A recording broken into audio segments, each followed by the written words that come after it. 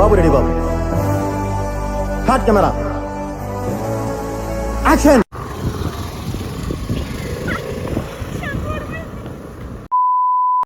హే everyone.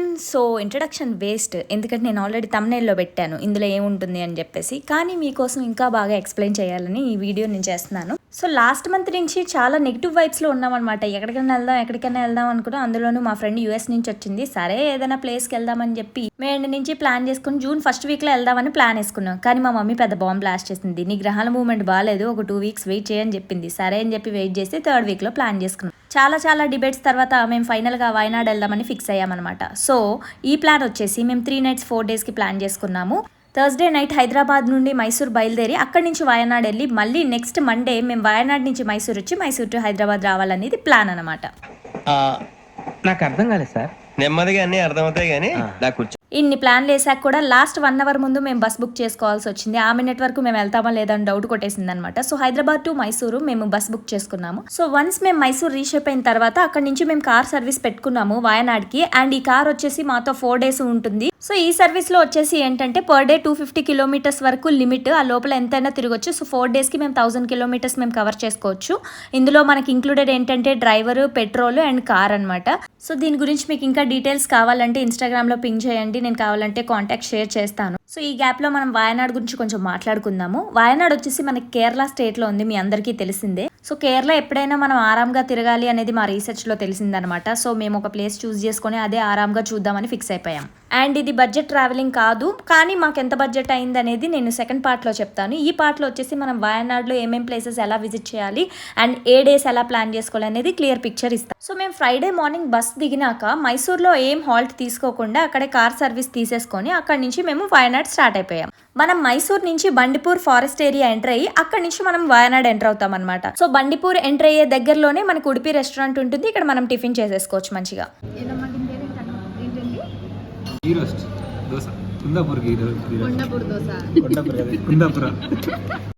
ఇంకా మేము breakfast చేసేసి మా జర్నీని స్టార్ట్ చేసాము. సో నేను చెప్పాను కదా మనం బండిపూర్ ఫారెస్ట్ ఏరియా లోపల నుంచి వెళ్తామని. సో దానికి ఇన్ అండ్ అవుట్ ఉంటుంది. మనం ఎంట్రీ టికెట్ తీసుకోవాలి వెళ్లే ముందు. సో అది ఫారెస్ట్ డిపార్ట్మెంట్ రూల్స్ అనమాట. ఎందుకంటే మనం వెళ్ళేది ఫారెస్ట్ ఏరియా లోపల నుంచి కాబట్టి మనం మధ్యలో ఆగి ఏం వేష లేకుండా ఉండడానికి దానికి టైం ఉంటుంది. ఇంత లిమిట్లోనే ఎంటర్ అవ్వాలి అని చెప్పేసి. సో ఇంత స్పీడ్లోనే వెళ్ళాలి, బికాజ్ మనకి వైల్డ్ యానిమల్స్ క్రాస్ అవుతూ ఉంటాయి కదా. మనం స్పీడ్ కూడా లిమిట్లో మెయింటైన్ చేసుకుంటూ వెళ్ళాలన్నమాట. సో ఎంట్రీ టికెట్ తీసుకొని మేము ఫారెస్ట్ ఏరియాలోకి అయితే ఎంటర్ అయిపోయాము. ఆ రోజు క్లైమేట్ అయితే చాలా బాగుంది. మా ఫ్రెండ్ చెప్పాడనమాట, మనం డైరెక్ట్ వయనాడ్ మామూలుగా వెళ్ళేదానికంటే కార్ జర్నీలో వెళ్తే చాలా బాగుంటుంది. ఆ ఫారెస్ట్ ఏరియా అంతా మనం చూసినట్టు ఉంటుంది. మధ్యలో ఏమైనా వైల్డ్ యానిమల్స్ వస్తే రావచ్చు, లేదంటే లేదు. మనం వెళ్ళే డే టైం కాబట్టి అవంత స్పాట్ అవ్వకపోవచ్చు. ఈవినింగ్ 6 తర్వాత వస్తాయి అని చెప్పేసి అన్నాను అనమాట. సో ఆ టైంలో మనం ఎలాగో వెళ్ళాం కాబట్టి ఉన్న టైంలోనే ఏదో ఒకటి వస్తే అది కవర్ చేసుకోవాలి. సో మనం బండిపూర్ ఫారెస్ట్ ఏరియా నుంచి వయనాడ్ ఫారెస్ట్ ఏరియాలోకి ఎంటర్ అవుతాం. అంటే కర్ణాటక నుంచి కేరళ వెళ్తాం. భలే మజా అనిపించింది నాకైతే. అంటే ఒక స్టేట్లోంచి ఇంకో స్టేట్లోకి వెళ్ళడం అనేది, అక్కడ entry board welcome to Kerala అని చెప్పేసి చూశాను. అది కూడా నాకు మస్తు అనిపించింది. అండ్ దారిలో మాకు చాలా డియర్స్ కనిపించాయి. ఫస్ట్ చూడగానే ఫుల్ ఎక్సైట్ అయిపోయాం. తర్వాత చాలాసార్లు కనిపించాయి.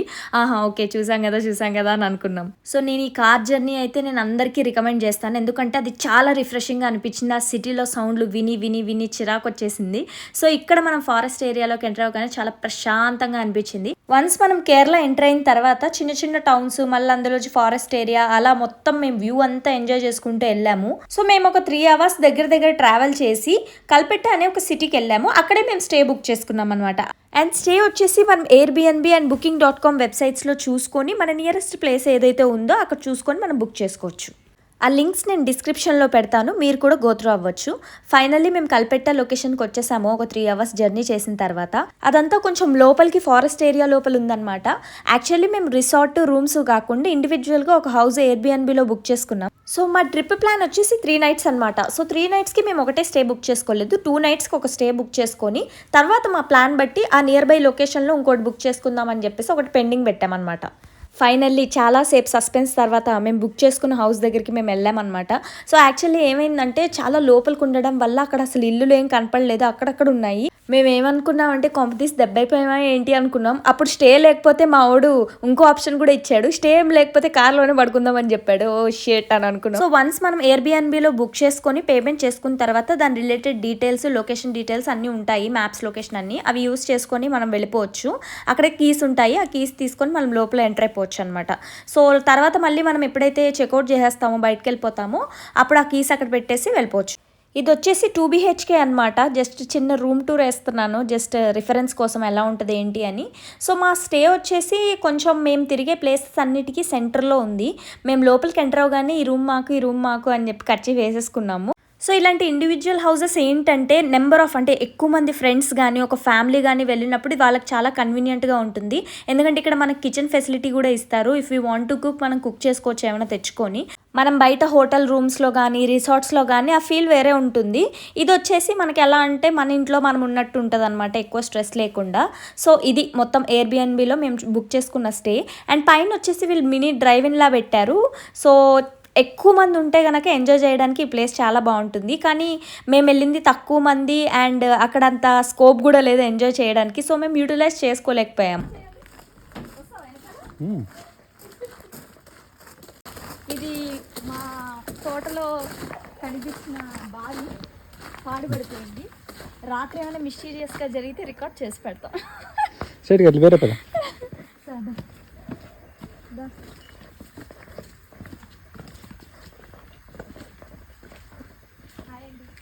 ఇది మా తోట. మా తోటలో ఎన్నో ఆకులు, రాళ్ళు అన్నీ ఉన్నాయి. చాలే ఇంకొచ్చాయి. సో ఇంకా మేము చుట్టుపక్కల ఉన్న ప్లేస్ అంతా ఎక్స్ప్లోర్ చేసి తర్వాత 1 by 1 ఫ్రెష్ అయిన తర్వాత ఏమైనా ప్లేసెస్ కవర్ చేద్దామని చెప్పేసి బయలుదేరాం. ఫస్ట్ ఫుడ్ మెయిన్ ఇంపార్టెంట్ కాబట్టి డైలీ తిన్నాం అనమాట. సో టిఫిన్స్లో మనం కాంప్రమైజ్ అవ్వాల్సిన అవసరం లేదు. Parotta first option. మేము 3 days కూడా మాకు బోర్ కొట్టలేదు మంచి అనమాట. సో మేము స్టార్ట్ అయ్యే పాటికి 3 దాటింది. మనకి ఇక్కడ ప్లేసెస్ ఏమైనా కూడా 6 లోపల క్లోజ్ అయిపోతాయి. సో ఏమున్నా కానీ మార్నింగ్ నుంచి ఈవినింగ్ 6 లోపల మనం కవర్ చేసుకోవాలి. సో ఈ మ్యాప్స్ చాలా ఇంపార్టెంట్ అనమాట. మనం అక్కడ గూగుల్ మ్యాప్స్ ఎంత మంచిగా వాడితే అన్ని ప్లేసెస్ మనం కవర్ చేసుకోవచ్చు. నేను ఈ లింక్ని డిస్క్రిప్షన్లో పెడతాను మీ రిఫరెన్స్ కోసం. సో మనం చూసినట్టయితే మనం కల్పెట్టాలో ఉన్నాం కదా. సో దీని సరౌండింగ్స్లో అప్, లెఫ్ట్, డౌన్, రైట్ మొత్తం అన్ని ప్లేసెస్ మనకి సరౌండ్ అయి ఉంటాయి. దాన్ని బట్టి మన డేస్ అండ్ మన స్టే బుక్ చేసుకోవాలి. సో మనం రైట్ సైడ్ చూసినట్టయితే ఎడక్కల్ కేవ్స్ ఉన్నాయి కదా. ఇది మనం మైసూర్ నుంచి మనం కల్పెట్టాకు వచ్చే దారిలో ఉంటుంది. సో వచ్చే దారిలో మీరు కవర్ చేసేసుకోవడం బెస్ట్, సెపరేట్గా ఆ ప్లేస్కి వెళ్ళకుండా. So Edakkal caves, phantom rock ఒక సైడ్ ఉంటాయి. ఆ ప్లేస్ మేము స్కిప్ చేసాం ఎందుకంటే ఆ ప్లేస్ మాకు ఇంట్రెస్ట్ లేదు. సో ఈ రోజు స్కెడ్యూల్లో ఏం చేసామంటే మాకు నియర్ బై లొకేషన్లో ఒక జిప్ లైన్ ఉంది. అండ్ డౌన్కి వెళ్తే Pookode lake, Lakkidi view point, honey museum, ఈ 4 ప్లేసెస్ ఉన్నాయన్నమాట. సో ఎంత కుదిరితే అంతా ఈ ప్లేసెస్ కవర్ చేద్దామని ఈరోజు స్కెడ్యూల్ పెట్టుకున్నాం. ఇది వచ్చేసి మడ్డిబూత్ జిప్ లైన్ వచ్చేసి మనకి చాలా లొకేషన్స్లో ఉంటుంది వాయనాడ్లో. సో మీరు ఒక దగ్గర మిస్ అయిపోయారని ఫీల్ అవ్వద్దు. ఏ టూరిస్ట్ ప్లేస్కి వెళ్ళినా మీకు మ్యాక్సిమం ఒక జిప్ లైన్ అయితే ఉంటుంది. సో మనం గర్ల్స్ చాలా డిఫరెంట్ అవుట్ఫిట్స్ ట్రై చేస్తూ ఉంటాం కాబట్టి 1 pair ఆఫ్ జీన్స్ మాత్రం మనతో తీసుకెళ్ళడం బెస్ట్. ఇలాంటి యాక్టివిటీస్ ఉంటే మనం ఈజీగా పార్టిసిపేట్ చేసుకోవచ్చు.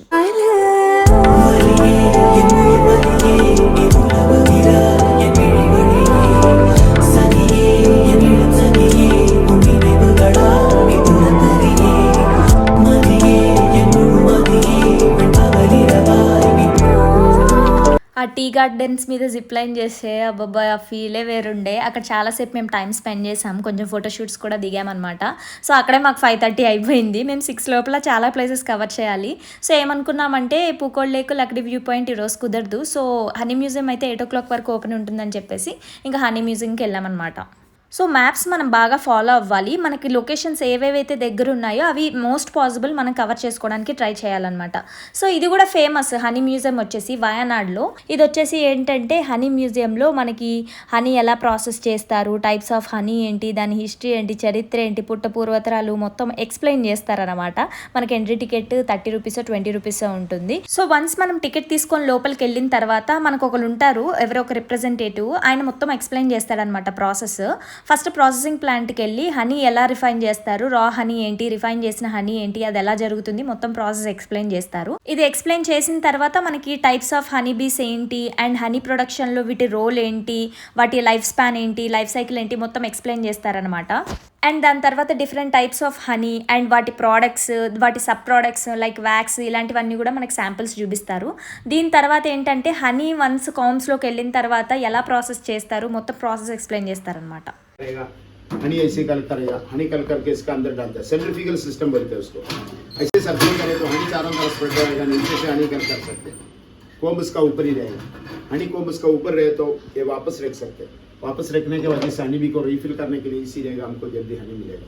ఇంకా చిన్న మినీ సెషన్ తర్వాత మనకి types of honey all over the ఇండియాలో డిఫరెంట్ టైప్స్ ఆఫ్ హనీ ఉంటాయి కదా, ఆ ఫారెస్ట్ నుంచి తెచ్చిన శాంపిల్స్ మనకు టేస్ట్ చేయమని ఇస్తారనమాట. మరి వాళ్ళు పిలిచి మరీ మనకి ఫ్రీగా ఇస్తున్నప్పుడు ఎందుకు టేస్ట్ చేయకుండా ఉంటాం చెప్పండి. ఒకటేసారి నయమైపోతుంది. ఏమేసో దీంట్లో చక్కెర వేసావా? అది ఉంది.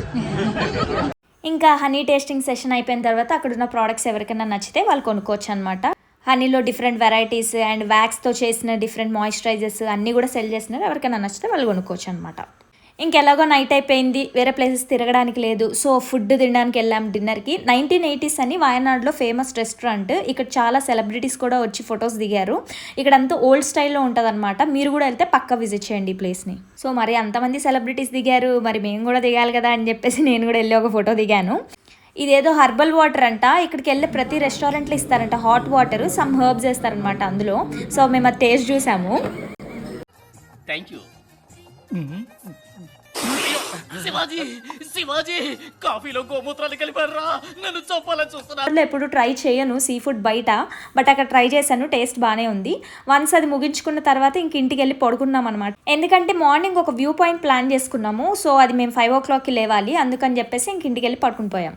ఇంకా నాకు మార్నింగ్ తొందరగా తెలివచ్చేసింది అనమాట. 4 o'clock ఏమోంచి బయట ఫుల్ వాన పడుతున్న సౌండ్ వినిపించింది. సరే అని చెప్పి మళ్ళీ 5కి లేస్తే అప్పుడు కూడా ఫుల్ వాన పడుతుంది. మరి ఈ వానలో వ్యూ పాయింట్ ఎట్లా పోవాలి అనుకుని ఇంకా 1/2 hour వెయిట్ చేసి 6 o'clock అట్లా లేసి రిఫ్రెష్ అయ్యి వెళ్ళాము. యాక్చువల్గా మార్నింగ్ ఎందుకు అనుకున్నామంటే వెదర్ కానీ సహకరిస్తే మనకి ఇక్కడ నుంచి వెళ్ళటానికి మనకు 40 minutes పడుతుంది. సో ఎర్లీ మార్నింగ్ వెళ్తే మనం సన్ రైజ్ చూడొచ్చు కదా అన్న ఉద్దేశంతో మేము అనుకున్నాము. యాక్చువల్లీ ఇక్కడ నుంచి మేము వేరే ప్లేసెస్ ఏం వెళ్ళాలనుకోలేదు. ఇక్కడికి వెళ్ళి వ్యూ పాయింట్ చూసేసి మళ్ళీ ఇంటికి వచ్చేసి ఆ తర్వాత ఫుల్గా ఫ్రెష్ అయ్యి అప్పుడు ఫుల్ టూర్ వేద్దామనేసి అనుకున్నాం అనమాట. మా గర్ల్స్ గురించి తెలిసిందే కదా, మేము అన్ని ఫొటోస్లో మంచిగా కనిపించాలనుకుంటాం. అందుకే ఈ వ్యూ పాయింట్కి నిద్రమోహంతో వెళ్ళిపోయి వచ్చేసి ఫ్రెష్ అయిపోయి అప్పుడు అన్ని ప్లేసెస్కి వెళ్ళాలని ఫిక్స్ అయిపోయాం. సో ఇంతకీ ఈ వ్యూ పాయింట్ నేమ్ ఏంటంటే కురుంబలకొట్ట వ్యూ పాయింట్. ఇది మస్ట్ విజిట్, అస్సలు మిస్ అవ్వకండి, మీ స్కెడ్యూల్లో పక్కా పెట్టుకోండి.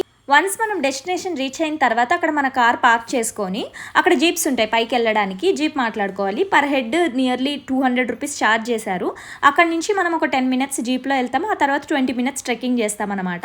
ఫుల్గా ఎక్స్పీరియన్స్ అవ్వాలి అని అనుకున్న వాళ్ళు ఈ జీప్ని అవాయిడ్ చేసి వాళ్ళే మొత్తం ట్రెక్ చేసుకుంటూ వెళ్ళిపోతారనమాట పైదాకా. సో లక్కీగా ఆ టైంలో వాన పడలేదు, అప్పటికి వాన ఆగిపోయిందనమాట. మెల్లమెల్లగా సన్ రైజ్ అయితే అవ్వలేదు ఆ రోజు, మొత్తం క్లౌడీగానే ఉండే. ఆ వ్యూ మాత్రం చాలా బాగుంది, నేను పైకి వెళ్ళాక చూపిస్తాను.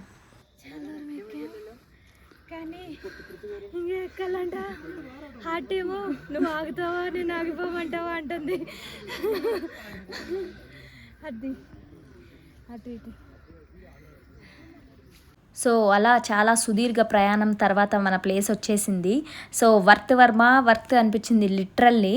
పైకి వెళ్ళిన తర్వాత మాత్రం చాలా మంచిగా అనిపించింది, వ్యూస్ మాత్రం అదిరిపోయాయి.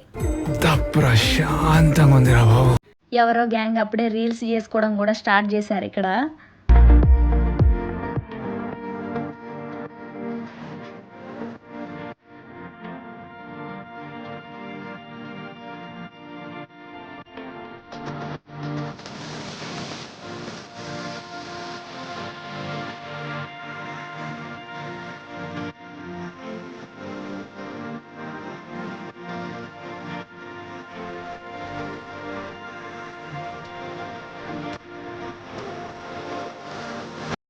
దీన్ని బాగా నోట్లో పెట్టుకుంటే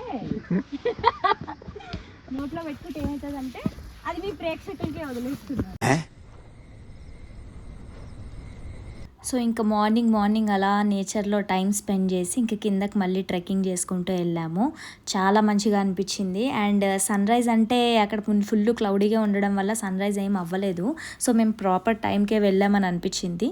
ఇంకా అది అయిపోయిన తర్వాత మేము స్టేకి రిటర్న్ ప్లాన్ చేసుకున్నాం కదా, సో మళ్ళీ రిటర్న్ బ్యాక్ అయ్యే దారిలో మేము టిఫిన్ చేసేసాము ఉడిపిలో. సో డే 2కి చాలానే స్కెడ్యూల్ ప్లాన్ చేసుకున్నాము. అదేంటనేది నేను ఇందులో ఎక్స్ప్లెయిన్ చేస్తాను. నెక్స్ట్ వ్లాగ్లో ఏం చేసామనేది చెప్తాను. సో చూసారు కదా, ఈరోజు మనం కురుంబలకొట్ట వ్యూ పాయింట్ కవర్ చేసుకున్నాం. అక్కడ నుంచి స్టేకి బ్యాక్ వచ్చేసి మళ్ళీ స్టే నుంచి Banasura Sagar dam, Meenmutty water falls, Karlad lake, Wayanad tea museum and నిన్న మిస్ అయిన Pookode lake and Lakkidi view point cover చేయాలనేది ఈరోజు స్కెడ్యూల్ అనమాట. వన్స్ ఈ స్కెడ్యూల్ అయిపోయిన తర్వాత నెక్స్ట్ డే కూడా మనకు చాలా నెంబర్ ఆఫ్ ప్లేసెస్ ఉన్నాయి. అవన్నీ కూడా నేను నెక్స్ట్ పార్ట్లో ఎక్స్ప్లెయిన్ చేస్తాను. అండ్ మేము థర్డ్ డే ప్లాన్ చేసుకున్న ప్లేసెస్లో చాలా వరకు క్లోజ్ ఉన్నాయి వెదర్ ఇష్యూస్ వల్ల. అండ్ ఆల్రెడీ అవి 2-3 months నుంచి క్లోజ్ ఉన్నాయంట. అవేమీ మనకు ఆన్లైన్లో రిసోర్సెస్ అవైలబుల్ లేవు. అక్కడికి వెళ్ళి తెలుసుకుంటే కానీ మనకు తెలియలేదు అది క్లోజ్ అని చెప్పేసి. సో నెక్స్ట్ పార్ట్లో ఎక్స్ప్లెనేషన్ సరిపోకపోతే పార్ట్ 3 అప్లోడ్ చేస్తాను. ఎందుకంటే బడ్జెట్ గురించి కూడా నేను చెప్తానని చెప్పాను కదా. మరి ఇంకేం చేస్తున్నారు? సబ్స్క్రైబ్ చేయకుండా వీడియో చూడడం చాలా పెద్ద నేరం తెలుసా?